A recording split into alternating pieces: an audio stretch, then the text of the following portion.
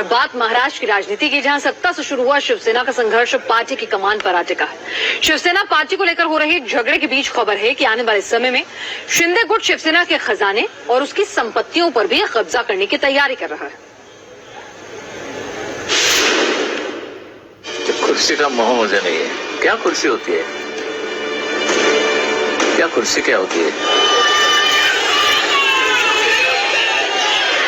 वो दहाड़ता तो महाराष्ट्र में खलबली मच जाती, वो कलम चलाता तो नेताओं को हिलाकर रख देता।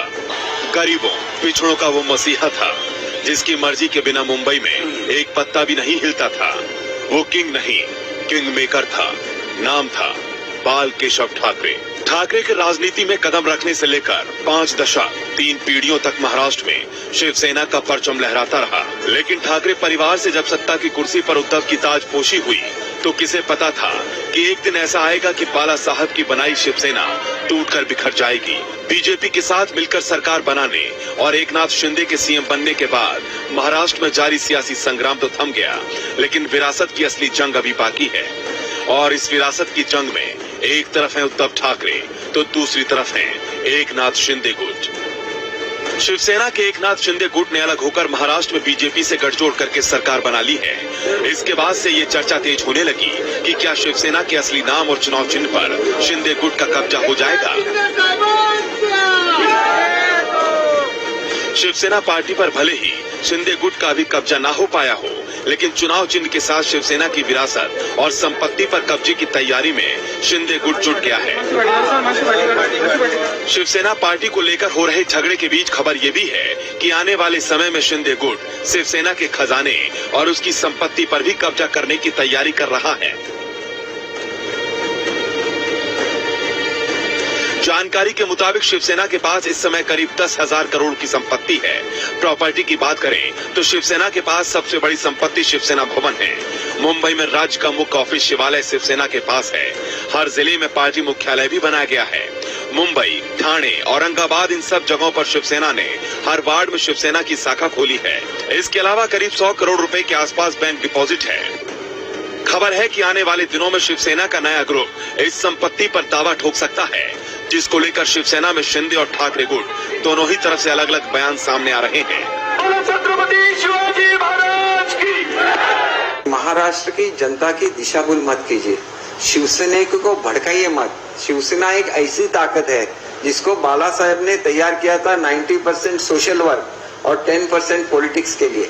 तो मेरा इतना ही कहना है कि अभी इस पॉलिटिक्स को खत्म कर देना चाहिए, और आप अगर कोर्ट में गए हैं तो कोर्ट का फैसला होगा, उसका इंतजार कीजिए। अगर आप इलेक्शन कमीशन के सामने गए हैं तो इलेक्शन कमीशन का फैसला आने दीजिए।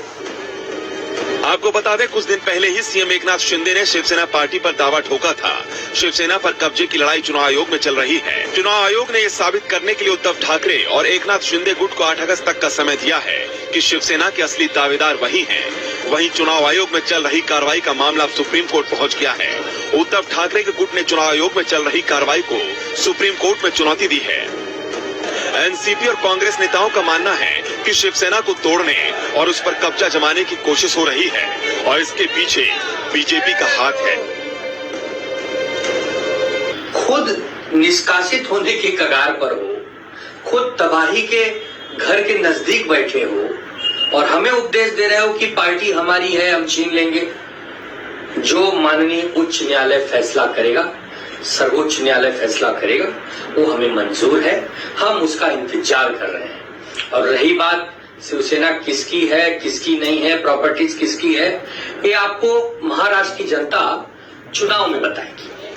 उद्धव ठाकरे भले ही मुख्यमंत्री नहीं रहे, लेकिन महाराष्ट्र के लोग आज भी उन्हें ही शिवसेना मानते हैं। पार्टी के चुनाव चिन्ह, झंडे, टाइगर के चेहरे और मराठी मानुस के समर्थन के साथ शिवाजी की विरासत को फिर से हासिल करने के लिए ठाकरे परिवार कोई कोर कसर नहीं छोड़ रहे हैं। जाहिर है भविष्य में शिवसेना के एकनाथ शिंदे गुट ठाकरे गुट से दो हाथ करने की तैयारी कर चुका है, और ऐसे में ठाकरे गुट बाला साहब ठाकरे को भी राष्ट्रीय संपत्ति बताते हुए उनके विचारों और उनके फोटोज पर भी अपना अधिकार बताने से नहीं चूक रहा।